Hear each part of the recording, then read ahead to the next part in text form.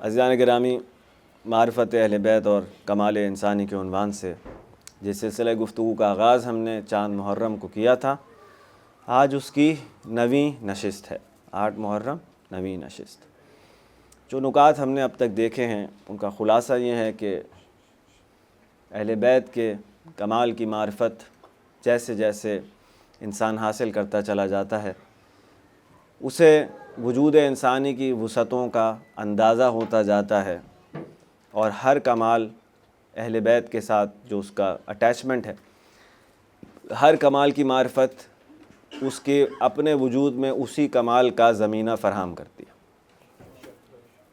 محب اور محبوب کے درمیان ایک سنخیت ہے، ایک روحانی اور قلبی ارتباط ہے جو محض تاریخ میں جو ہستیاں یا شخصیتیں ہیں ان کے ساتھ جو ارتباط انسان کا ہوتا ہے اس سے مختلف ہے، خاص کر اہل بیت کے ساتھ، کیونکہ یہ نورانی حقیقتیں ہیں۔ ان کے ساتھ انسان کا رابطہ ایک لائیو، ایک زندہ رابطہ ہے۔ یہ بالعموم اب تک کے ہمارے نکات کا خلاصہ ہے۔ صحیح عقیدہ ہم نے دیکھا کہ خود ایک کمال ہے، اور صحیح عقیدہ صحیح محبت کا مقدمہ فراہم کرتا ہے، صحیح عقیدہ صحیح رجوع کا مقدمہ فراہم کرتا ہے، صحیح معرفت کی بنیاد پر استوار ہوتا ہے صحیح عقیدہ۔ اہل بیت کی جائیگاہ انسان کی زندگی میں آہستہ آہستہ مشخص ہوتی چلی جاتی ہے۔ معرفت کے ابتدائی مراحل میں ممکن ہے کہ وہ اس طرح سے نہ عشق محسوس کرے، نہ محبت، نہ اس مقام پر اس کی اہل بیت اس کی زندگی میں ہوں، جائیگاہ بہت ہی لیمیٹڈ ہو، لیکن جیسے جیسے معرفت کا سفر آگے بڑھے گا، وہ ان کے کمالات سے آشنائی حاصل کرے گا، تو خود بخود وہ جائیگاہ جو ہے وہ بلند سے بلند تر ہوتی چلی جاتی ہے، وہ مقام جو اس کی زندگی میں اہل بیت کا ہے۔ اور یہی جو ہے یہ مقدمہ فراہم کرتا ہے کہ اہل بیت کے ساتھ جو اس کا قلبی تعلق ہے وہ مضبوط سے مضبوط تر ہوتا چلا جائے۔ پھر ہم نے دیکھا کہ پروردگار نے انسان کو، خلاصہ اگر کریں کہ انسان کیا ہے، تو جب دنیا میں آیا ہے تو کورے کاغذ کی مثال ہم نے دی، بلینک پیپر ہے وہ، صرف اس کے اندر فاقد کمال ہم کہہ رہے تھے، فاقد کمال ہے، طالب کمال ہے، اس کی فطرت میں کمال سے دوستی، کمال سے محبت رکھی ہے، جس کی مدد سے وہ کمال کی سیڑھیاں طے کرے گا، ٹھیک ہے، اسی سے اس کی پرسنالٹی ڈیزائن ہوگی، شخصیت وجود میں آئے گی۔ تو اب جب وہ فاقد کمال ہے اس بشری زندگی کی ابتدا میں، اس مادی زندگی کی، تو کدھر دیکھے کہ صاحب کمال ہو جائے؟ تو ظاہر ہے کہ اس کا بنانے والا جو ہے وہ سب سے بہتر جانتا ہے کہ کس کو اس کے سامنے قرار دے کہ اس جیسے ہو جاؤ۔ تو صریحاً جو حکم قرآن کریم نے دیا ہمیں کہ تم لوگوں کے درمیان جو رسول اللہ موجود ہیں، یہ کیا ہے؟ اسوۃ حسنہ ہے، صحیح ہے نا؟ تو یہ تمہارا رول ماڈل ہے، نمونہ عمل ہیں، اور ہمارے عقیدے کے مطابق جو ان کے وارث ہیں خلفاء سارے سب کے سب رول ماڈل ہیں، ٹھیک ہے۔ تو اسی نقطے کو دیکھنے کا ایک زاویہ یہی ہے کہ انسان کیا ہے؟ انسان جو ہے وہ فاقد کمال ہے، البتہ دوسرے اینگل سے کمال کا پوٹینشل ہے، اس کے اندر کمال کی استعداد موجود ہے، کمال کا امکان موجود ہے۔ یہ استعداد اور امکان اگر میکسیمم پاسبل یوٹیلائزیشن کے لیول پر جائے گی تو کیسا ہونا چاہیے انسان کو؟ بات پہنچ رہی ہے؟ یہ تمام امکانات جو کمال کے آپ کے اور میرے وجود میں پروردگار نے رکھے ہیں، اگر اپنی بساط کے مطابق اس کو 100% کارآمد بن جائیں، یہ یوٹیلائز کیا جائے، تو جو تصویر بنے گی وہ تصویر ہمیں محمد و آل محمد میں نظر آنے چاہیے۔ بات پہنچ رہی ہے عزیزان گرامی؟ تو محبوب پہلے سے اس نے ڈیسائیڈ کر لیا، اس میں چوائس نہیں دی ہمیں۔ قُلْ لَا أَسْأَلُكُمْ عَلَيْهِ أَجْرًا إِلَّا الْمَوَدَّةَ فِي الْقُرْبَى، یہ ہے تمہارا محبوب، اس کے جیسے جس قدر بن سکتے ہو بن جاؤ۔ یہ ہے خلاصہ انسان کی زندگی کا، اور یہی وجہ ہے کہ انسان، کیونکہ انسان اپنے محبوب میں، کوئی بھی ہو جس کو بھی وہ صاحب کمال سمجھتا ہے، اس میں اپنے آپ کو دیکھ رہا ہوتا ہے۔ وہ اگر ایک اچھا کرکٹر ایک اچھی اننگ کھیلتا ہے، ایک بیٹسمین آ کے، تو انسان کیوں خوش ہو رہا ہوتا ہے؟ لگتا ہے کہ گویا یہ کام میں نے کیا ہے، اپنے محبوب میں اپنے آپ کو دیکھ رہا ہوتا ہے۔ تو معاملہ خطرناک ہے، نازک ہے، پروردگار نہیں چاہتا ہمیں ہر کسی میں اپنے آپ کو دیکھنا شروع کر۔ بعد میں پتہ لگا وہ محبوب جو تھا اس نے اعتراف کر لیا کہ میں نے میچ ہارنے کے اتنے پیسے لیے تھے۔ دل شکستہ. تو پروردگار نے چاہا کہ انسان کا جو محبوب ہے وہ معصوم ہونا چاہیے، ہر عیب اور کمی سے پاک اور بری. تب اگر وہ کوئی کام کرے تو واقعی تمہیں زیب دیتا ہے کہ تصور کرو یہ تم نے کیا. تو اب اگر علی غذا کے تھیلے گھروں کے باہر رکھ رہا ہے تو آپ کو محسوس ہونا چاہیے کہ یہ کام گویا میں کر رہا ہوں. وہ جو خوشی ہے انسان کے اندر، اور یہی راز ہے کربلا کا کہ کربلا آج تک زندہ ہے، کہ حسین ابن علی ہمارے محبوب ہیں. ہم جانتے ہیں کہ انسان کی ہماری بساط نہیں ہے، لیکن ہم ایک عکس اپنا دیکھ رہے ہیں ان کے اندر کہ واہ مولا واہ، پوری کائنات پوری دنیا آپ کے خلاف ہے لیکن آپ کا سر اٹھا ہوا ہے. یہ ہے میرا حسین. انسان اپنے آپ کو دیکھ رہا ہے نا اپنے محبوب میں، اور اگر یہ نہ دیکھ رہا ہو تو پھر وہ محبوب نہیں ہو سکتا. تو پروردگار نے اس رزق کو، کہ انسان، اس میں جو رزق پایا جاتا ہے، اس میں جو ڈینجر ہے کہ انسان غلط محبوب بنا کر اپنی شخصیتوں کو ترتیب نہ دے، تو بشریت کی نجات کا انتظام اسی طرح سے کیا کہ تمہاری محبوب جو ہونا چاہیے وہ محمد و آل محمد ہونا چاہیے. ایک دفعہ درود بھیجیے گا محمد والا.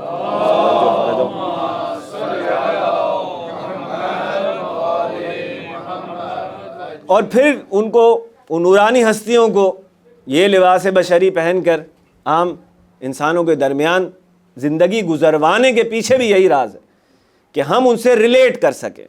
اس عالم رنگ و بو میں جس میں ہم زندگی گزار رہے ہیں، ایک عام انسان کو کیا چیلنجز درپیش ہوتے ہیں، اس کی کیفیات کیا ہوتی ہیں، مشکلات ہوتی ہیں تو کیسے محسوس کرتا ہے، وہ بھوک کیا ہے، پیاس کیا ہے، سمجھ رہے ہیں آپ؟ تو انسان ریلیٹ کر سکتا ہے کہ یہ ایک انسان نے انجام دیے ہیں سارے کمالات، یہ ایک انسان کی سیرت ہے جو مجھ تک پہنچ رہی. سمجھ رہے ہیں میں کیا کہنا چاہ رہا ہوں؟ تو اس سے ریلیٹ کر سکتا ہے. بار بار یہی نکتہ ہے کہ پروردگار نے ہمارا رول ماڈل انہی ہستیوں کو قرار دیا کہ جو ہمارے بظاہر بینگ اے ہیومن بینگ میں بات کر رہا ہوں اس جہت سے کہ وہ بشری کیفیت میں یہ سب کر کے گئے. ٹھیک ہے نا؟ جو ان کی نورانی مقامات ہیں ان میں ہمیں نہیں کہا کہ ہم ان کی سیرت اختیار کرنے کی کوشش کریں، وہ ہماری بساط سے باہر ہے. یہ جو کہہ رہا ہے کہ رسول اللہ تمہارے رول ماڈل ہیں، یعنی کہ ان کی سیرت پر عمل کرنا آپ پر مجھ پر واجب ہے، وہ اسی لیے ہے کہ سیرت یہ بشری زندگی کی سیرت ہے تو ہم ریلیٹ کر سکیں کہ گھر کی لائف کیسی ہونی چاہیے، محمد والے محمد کو دیں. پریکٹیکل لائف کیسی ہونی چاہیے، سوشل لائف کیسی ہونی چاہیے، پروفیشنل لائف کیسی ہونی چاہیے. ساری زندگی میں جو ہماری رول ماڈل ہے وہ وہی ہے، کیونکہ وہی سب کر کے چلے گئے. ٹھیک ہے نا عزیزان گرامی؟ تو رول ماڈل انسان کی زندگی میں بہت امپورٹنٹ جو ہے وہ رول پلے کر رہا ہوتا ہے. اس کی شخصیت، انسان اپنے محبوب میں اپنے آپ کو دیکھ رہا ہوتا ہے، اور پروردگار نے یہ چاہا کہ ہم اگر کوئی ایسا محبوب چنیں کہ جس میں واقعی ہم اپنے آپ کو دیکھیں اور اس کے کمال کو دیکھ کے ہمیں یہ محسوس ہو کہ واہ ایسا لگ رہا ہے جیسے میں نے کیا، وہ ذات گرامی صرف محمد و آل محمد کی. ایک دفعہ بلند آواز سے درود بھیج دیجیے گا محمد علیہ وسلم. تو کل خلاصہ ساری گفتگو کا یہی ہے کہ ہر انسان ایک آئیڈیل ڈھونڈ رہا ہے اپنی زندگی میں. بچہ طفلگی میں ماں باپ اس کے آئیڈیل ہوتے ہیں، خاص طور پہ لڑکوں کے جو ہے وہ باپ میں دیکھ رہے ہوتے ہیں اپنے ہیرو کو. تو اپنی پرفیکٹ سیلف کی ایک امیجنیشن ہوتی ہے انسان کے ذہن میں، وہی جو محبوب کا کانسیپٹ ہے وہ ڈھونڈ رہا ہے کیونکہ اس کی فطرت میں رکھی ہے، کیونکہ خود تو بلینک پیپر ہے. تو ہمیشہ اپنے سامنے وہ رول ماڈل مشخص کرتا ہے اور اسی کے حساب سے اپنی زندگی کو ڈیزائن کرتا جاتا ہے. یہ ہر انسان کے ساتھ یہی فارمولا ہے. تو وہ پروردگار نے چاہا کہ محمد و آل محمد کو رکھے. اب کل ہم ذکر کر رہے تھے، رول ماڈل کے پاس آیا ہاں وہ مسجد پر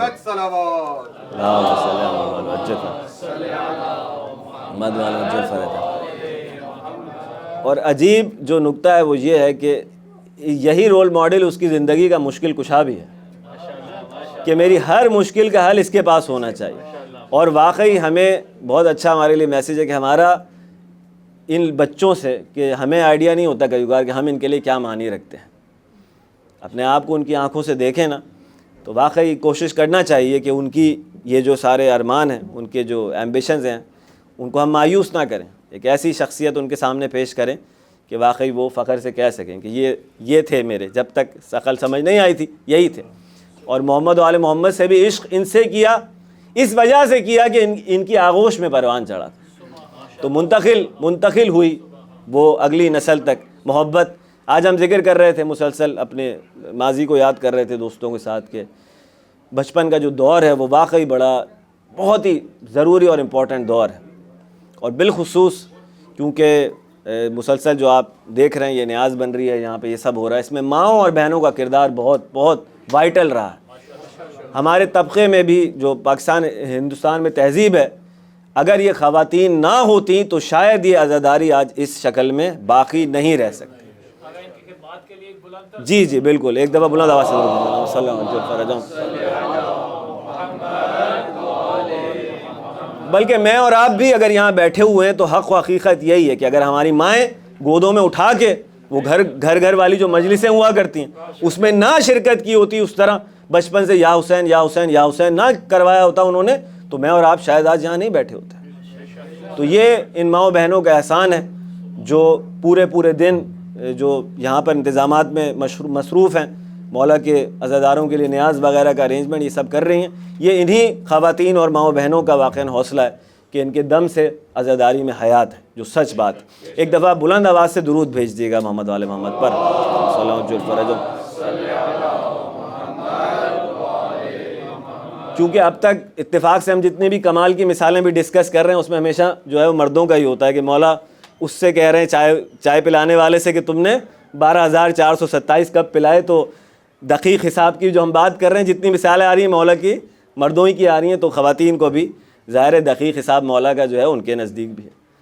تو وہ مولا کو پتہ ہوگا کہ آپ نے کتنی نیازیں بنائی ہیں ان کے چاہنے والوں کے لیے, جو دسترخوان یا کتنے باکسز ہیں جو پیک کیے ہیں. اور جیسے میں کہہ رہا تھا فَمَن يَعْمَلْ مِثْقَالَ ذَرَّةٍ خَيْرًا يَرَهُ, اس کا خلیفہ ہے کہ جس نے ذرہ اعمال کا حساب رکھا ہوا ہے, تو دقیق حساب اس کے پاس موجود ہے. اب ہم کل گفتگو کر رہے تھے کہف الورا کے حوالے سے. کہف الورا آپ پر سلام ہو, اے مخلوقات کی پناہ آپ پر سلام. عجیب بات یہ ہے کہ جب کہف کا لفظ آیا ہے اور سورہ کہف کا تذکرہ ہوا ہے تو یہ بھی دیکھتے چلیں کہ کیوں. اب جو روایت ہمارے پاس موجود ہے کہ سر مبارک امام حسین علیہ السلام جب تلاوت کر رہا تھا, معجزہ دکھلایا مولا نے, تو وہ سورہ کہف کی وہ آیت ہیں جس کا تلاوت کر رہا تھا. تو وہ آیت کیا تھی کہ کیا تم نے, ایک دفعہ درود بھیجیے گا محمد علی محمد پر,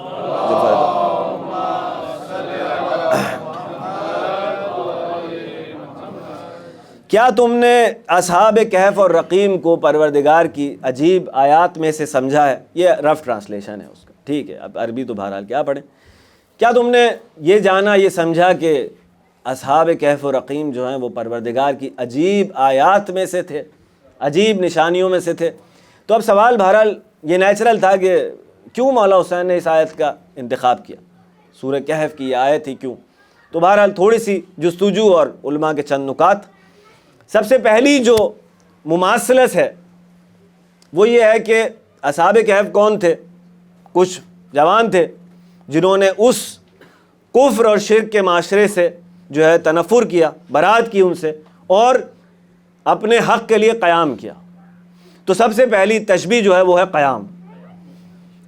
کربلا کو ہم معمولاً جس طرح بیان کرتے ہیں اس میں پہلو یہ ہوتا ہے کہ سارا کام یزید کا تھا, اسی نے مسلط کی کربلا, مولا پہ مصیبت جو آئی ہے ساری وہ اس نے مسلط کی.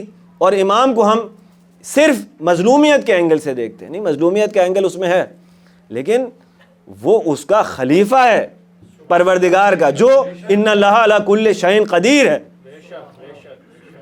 تو وہ جو ذرے پہ ولایت تکوینی رکھتا ہے اس کا اپنا نقش کیا ہے اس کے اندر.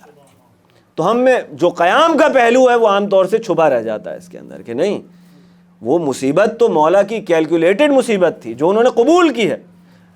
جان بچانے کے لیے یا یزید کی بیعت کر کے تقیہ یا صلح یا اور راستے سارے چھوڑ کے مولا نے کہا نہیں اس کی بیعت نہیں ہوگی.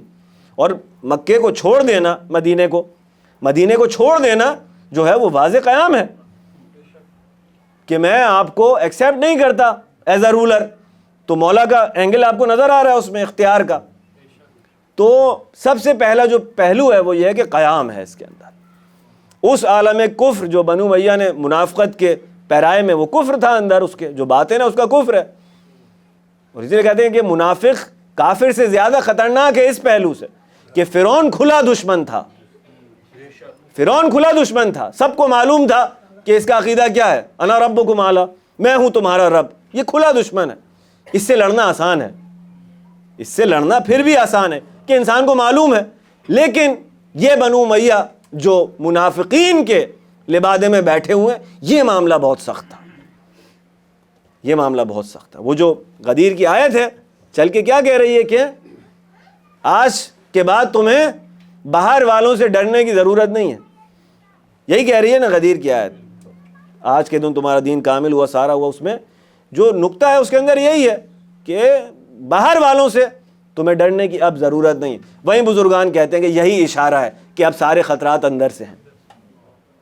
یہ پروردگار نے جو کہہ دیا کہ باہر والوں سے اب جو ہے وہ ان سے نہیں ڈرنا تمہیں, اس کا مطلب یہی ہے کہ اشارہ اس کے اندر یہ تھا کہ اب جو خطرات آئیں گے وہ اندر سے آئیں گے. اور عجیب ہے عزیزان گرامی کہ ایک موقع پر منافقین کا موضوع اتنا اہم ہے کہ پروردگار ایک سورہ نازل کر رہا ہے, سورہ منافقون. اتنا اہم مسئلہ ہے وہ ایک موقع تک. لیکن جو اب ریسرچ کا ٹاپک ہے وہ یہ ہے کہ ادھر ثقیفہ کامیاب ہوا, ادھر یہ منافقین کا موضوع ختم ہو گیا. تو ہوا کیا, کہاں گئے وہ؟ یہ ہے موضوع ریسرچ کا, یہ ہے ہمیں کھوجنا کہ گئے کہاں وہ.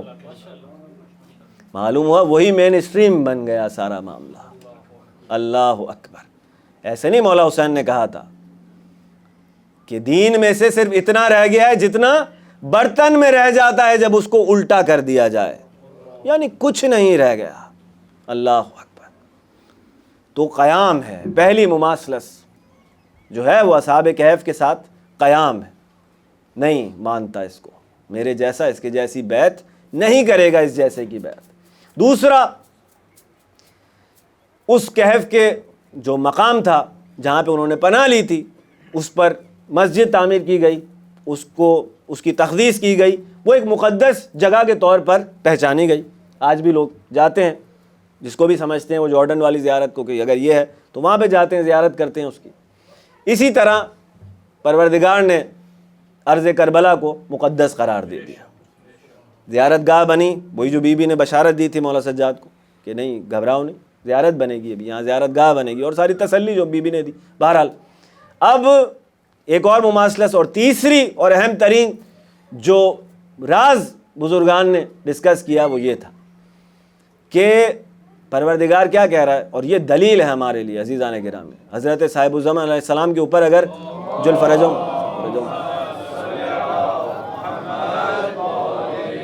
چونکہ مسلسل اب مولا کا ذکر آ رہا ہے, یہ پروردگار کا لطف ہے ہمارے اوپر کہ ہم کس طرح سے اپنی زندگی میں ایک لائف کنیکشن مولا کے ساتھ بنائیں کہ وہ حاضر ہے, ناظر ہے, ایکٹیو ہے, مجھے دیکھ رہا ہے, مجھ سے کنیکٹڈ ہے, میرے خیالات کو اسکین کر رہے ہیں. صرف مجھے رجوع کرنا ہے اور میں کنیکٹ ہو گیا. یہاں تک پہنچنا ہے اپنی زندگی میں اس یقین کے ساتھ کہ, اور سنقیت اور محبت, اور انشاءاللہ اگر اس راستے پہ آگے بڑھتے جائیں گے تو پھر ہماری افکار استخارہ بن جائیں گی کہ اچھا ہی وہ لگ رہا ہے جو مولا کی نظر میں اچھا ہے, اور میں نہیں جانتا کیوں میں ایک ڈیسیجن نہیں لے رہا, بس نہیں لیا, بعد میں پتہ لگا بچا لیا مولا نے, کہ برا ہی وہ لگ رہا تھا جو مولا کی نظر میں برا تھا. یہ ہے سنقیت جس کی ہم مسلسل بات کر رہے ہیں کہ قلب امام کے ساتھ یہ ایسا کنیکشن بنا لینا کہ خود امام کی مرضی سمجھ میں آنا شروع ہو جائے. اللہ اکبر. تو دلیل قرآنی کہ کیسے تمہارا امام 1250 1300 سال تم کہہ رہے ہو, پھر ظہور کی باتیں کر رہے ہو, اگر زندہ ہے تو یہ کیسے ہو سکتا ہے, اور یہ بھی کہہ رہے ہو کہ جب آئیں گے تو جوان ہوں گے. ٹھیک ہے, تو یہ کیسے ہو سکتا ہے 1300 1400 سال؟ دلیل یہی ہے آپ کے پاس, قرآنی دلیل. قرآن کیا کہہ رہا ہے صحابہ کہف کے بارے میں کہ اگر تم انہیں دیکھو گے تو محسوس کرو گے کہ وہ, لیکن ہم ان کو کروٹیں بدلوا رہے ہیں, وہ زندہ ہیں, لیکن جو اب اس نے دلیل بتائی ہے کہ ٹیکنیکلی یہ کیسے ہو رہا ہے, سائنٹیفکلی میں کیسے کر رہا ہوں, سمجھایا اس نے. اور جو قرآن کی اصطلاح ہے خلاصہ رف ٹرانسلیشن وہ یہ ہے کہ سورج ان کے دائیں سے گزرتا ہے اور ان کے بائیں سے گزرتا ہے. یعنی کیا؟ یعنی ایج نہیں ہو رہے وہ, ان کو اپنے دنیا کے ٹائم زون سے میں نے باہر کر دیا. دیکھ رہے ہیں یہ سورج ادھر سے نکل جانا بڑی لطیف عبارت ہے، ادھر سے نکل جانا اور ادھر سے نکل جانا، یعنی کیا؟ یعنی دنیا میں ہے لیکن ٹائم سے باہر نکال دیا میں نے، سورج سے ہے نا ٹائم، صحیح ہے نا؟ تو کہہ رہا ہے جب اصحاب کہف جو ہیں وہ سرکار سے کتنی گنا ان کی زیادہ عمر ہے، ان کو زندہ رکھا ہوا ہے تو اپنے خلیفہ کو کیسے زندہ نہیں رکھ سکتا؟ یہ قرآنی دلیل. How is it scientifically possible? یہ مسلم انٹلیکچوئلز ہیں جو پوچھ رہے ہیں آپ سے اور مجھ سے کہ کیسے سائنسی طور پہ تم کہو گے، تو آپ اس کو قرآن سے اس کے ہاتھ پیر باندھ دیں کہ یہ قرآن ہے، اصحاب کہف پہ تیرا ایمان نہیں، تو نے قرآن کا انکار کیا، اور اگر اصحاب کہف پر ہے تو پھر مہدی دوراں پر بھی رکھنا پڑے گا. ایک دفعہ سرکار کی ذات گرامی کی تعجیل کے لیے سرکار کی جو ہے وہ کیا کہنا چاہیے اس کو، قلب کے سکون کے لیے ایک دفعہ بلند آواز سے درود بھیج دیے گا.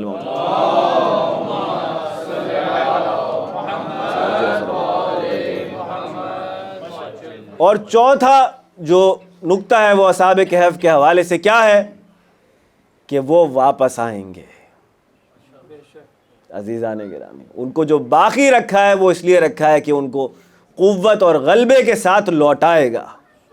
یہی ہے نا جو آپ کے اور میرے پاس روایتیں ہیں کہ امام زمانہ کے انصار میں سے ہوں گے وہ. سمجھ رہے ہیں آپ عزیزان گرامی کی کیا بات ہو رہی ہے؟ شاید نوجوان دوستوں کے موضوع نیا ہے، وہ یہی ہے ساری بات کہ ان کو زندہ اسی لیے رکھا ہوا ہے کہ جس کو اللہ نے بچا کے رکھا ہوا ہے، چاہے اصحاب کہف ہوں چاہے عیسیٰ ہوں، انہیں مہدی کے لیے بچا کے رکھا ہوا ہے. تو کیونکہ وہ کام اتنا زیادہ بڑا ہے کہ اگر عیسیٰ علیہ السلام کو نہ رکھا ہو تو اتنا بڑا جو ویسٹرن کرسچینٹی ہے اس کو کیسے پروردگار ٹھنڈا کرے گا؟ ٹھیک ہے نا، جتنے بھی آپ بن جائیں ایتھیسٹ، اندر کوئی تو شرکا چل رہا ہے نا، کوئی تو اٹیچمنٹ ہے بچپن سے، ہے نا؟ تو جب اس کو کھڑا ہوا دیکھیں گے کہ میں ہوں عیسیٰ، معجزات دکھلا دی، اپنے آپ کو منوا لیا اور مہدی کے پیچھے نماز پڑھ رہا ہوں، تو ویسٹ کی جو عوام ہے وہ کیا کرے گی اس وقت؟ ایسے نہیں عزیزان گرامی، پروردگار ظہور پروردگار کا ایک ایسا پروجیکٹ ہے جس میں وہ اپنا اختیار دکھائے گا، جس میں ولایت اپنا اختیار دکھائے گی کہ ولایت کیا ہے. تو وہ کربلا بھی پورا اختیار تھا اپنا، یہ ظہور بھی اپنا اختیار ہے. اس وقت جان دے کے اسلام کو بچانا تھا، اس وقت قوت اور غلبے کے ساتھ پوری دنیا پہ اپنا نظام قائم کر کے اسلام بچے گا. تو یا رسول اللہ،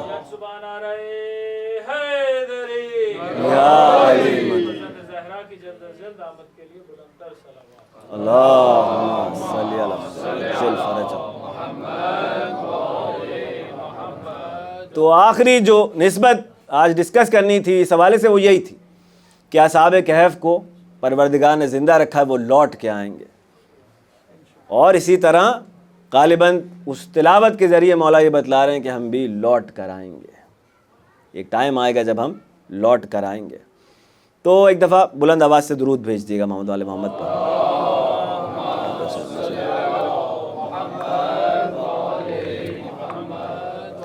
جو آفات ہم کہہ رہے تھے کہ پناہ جو ہے وہ ہمیشہ ایک کرائسس کی طرف، ایک ڈینجر کی طرف اشارہ کر رہی ہوتی ہے. سرکار نے جو مثالیں دیں اہل بیت کے حوالے سے کہ میرے اہل بیت کی مثال کشتی نوح کی سی ہے، جو اس میں سوار ہوا وہ نجات پا گیا.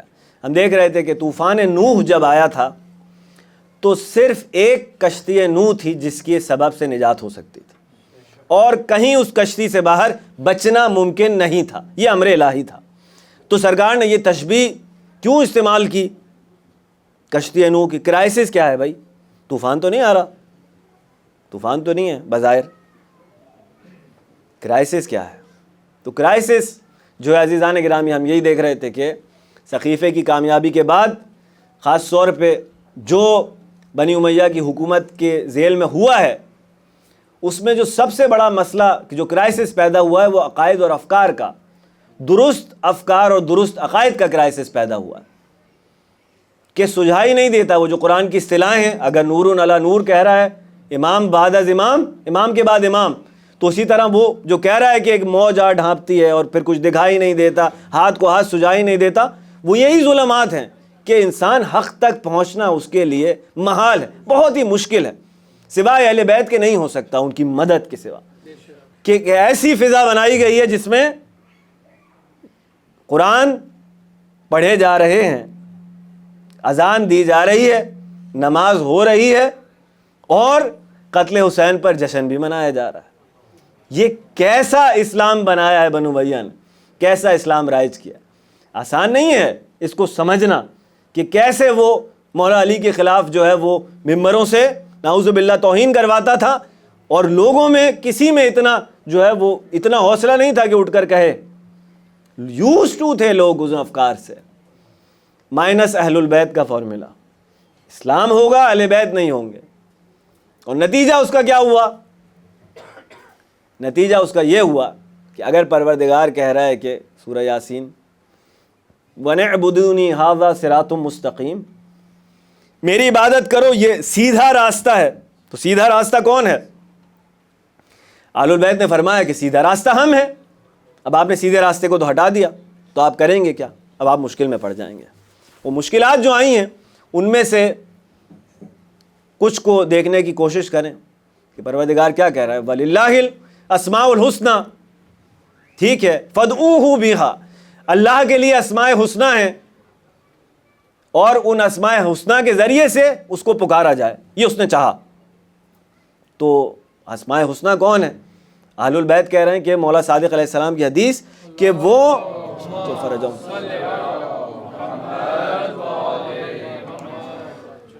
اسماء حسنہ جس کا قرآن میں ذکر ہے کہ جن کے ذریعے سے اللہ کو پکارا جائے وہ ہم ہیں. ٹھیک ہے، اب آپ نے کہا کہ چلیں ان کو تو ہٹا دیا. اب مشکل کیا پیش آ رہی ہے؟ ایک آیت اور پڑھوں قرآن کریم سے جو لقاء اللہ کے بارے میں. ایک دفعہ درود بھیجیں محمد آل محمد.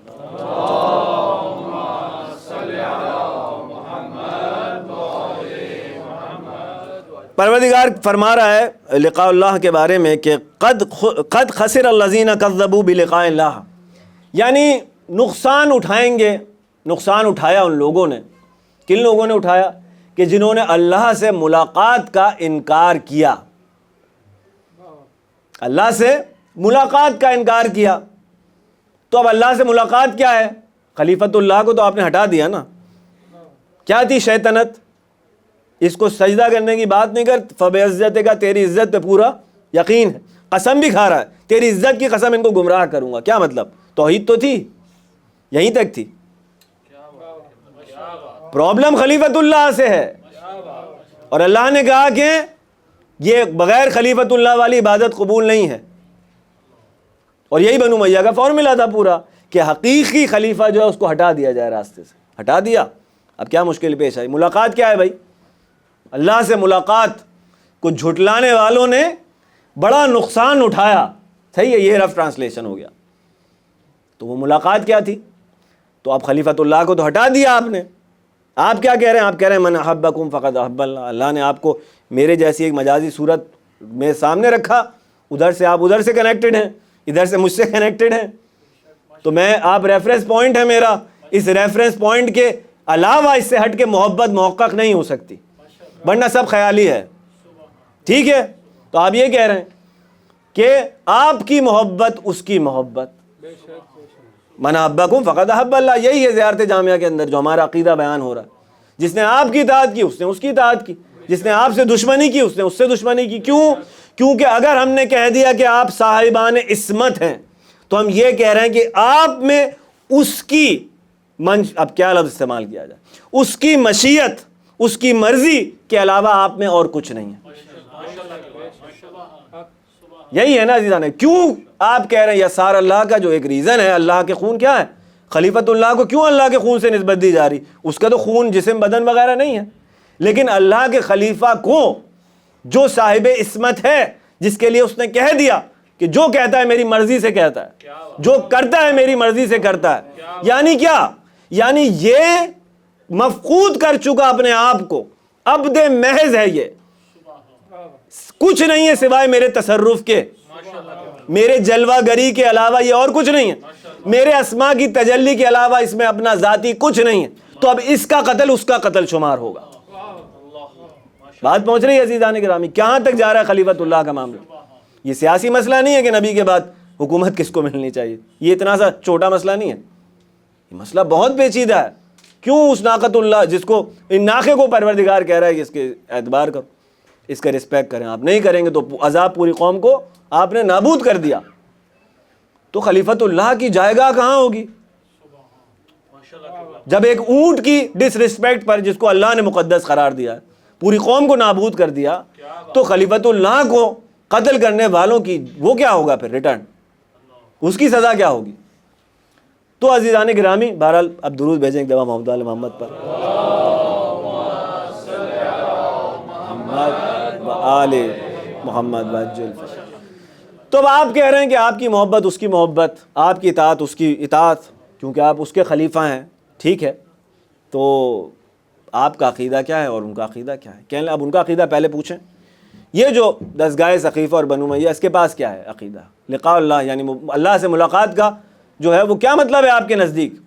تو کہنے لگا وہ گمراہ مولوی کہ حشر کے روز، اس کا مطلب یہ ہے کہ حشر کے روز اللہ عرش سے نیچے آ جائے گا لوگوں کے درمیان، کس طرح؟ جیسے میں آ رہا ہوں نیچے سے، ممبر سے اتر کے دکھا رہا کہ جس طرح میں نیچے آ رہا ہوں اس طرح اتر کے آ جائے گا وہ۔ تو یہ تو ہوگا جب آل البیت کو آپ نے چھوڑ دیا تو۔ اب سب سے بڑی پرابلم کیا ہے؟ وہ عرش پر ہے، الرحمن علی العرش استویٰ سے اس نے یہ مطلب لیا کہ وہ عرش پر ہے۔ تو آ گیا وفد یہود کا، بتلاؤ کہ اللہ کہاں ہے تمہارا اللہ؟ تو اب دعویٰ کیا ہے؟ خلیفۃ اللہ ہو نا، بتاؤ کہ اللہ کہاں ہے۔ تو بہت سوچ کر فرمانے لگے کہ عرش پر ہے، وہ وہی ہے الرحمن اور عرش استویٰ، اسی عقیدہ بنایا کہ عرش پر ہے۔ تو اس نے کہا کہ باقی کائنات اس سے خالی ہے۔ اگر وہ صرف ایک مقام پر ہے اور باقی مقاموں میں نہیں ہے تو اس کا مطلب کیا ہوا کہ باقی کائنات اس سے خالی ہے؟ اب جواب نہیں ہے۔ اور کل ہم کیا کہہ رہے تھے؟ مسلسل کہف الورا، وہ علی ہے پناہ گاہ، دوست اور دشمن کا فرق نہیں ہے۔ اور سلمان کی ڈیوٹی کیا تھی؟ ایسی ٹریفک کو صحیح جگہ ڈائیورٹ کرتا رہے ہو۔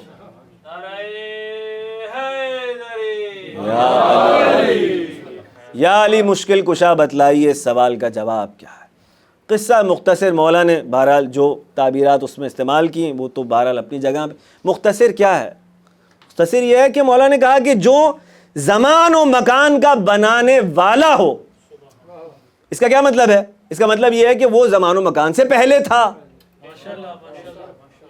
جو زمان و مکان کو بنانے والا ہے تو وہ اس سے اوپر تھا، تو جو جس نے بنایا ہو، جو خالق ہو، وہ اس کے اندر کیسے آ جائے گا؟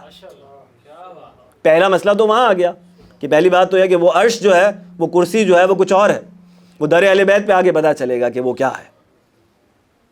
تو پہلا مسئلہ تو یہ ہو گیا کہ وہ محشر میں جو ملاقات کا تصور ہے، تصورات کی اصلاح کرنا ہمارے لیے بہت ضروری ہے عزیزان کرام۔ تو توحیدی کی جب اصلاح نہیں ہوگی، جس کا دعویٰ تھا، ایسے نہیں امام صادق علیہ السلام نے کہا تھا کہ اشہد ان علی ولی اللہ، یہاں تک توحید ہے۔ خلیفۃ اللہ